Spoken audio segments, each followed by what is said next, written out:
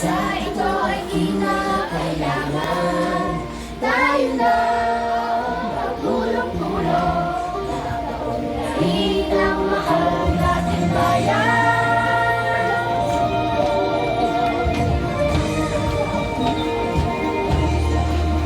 Panahon na bago-bago, ayos ang mga dapat ayusin.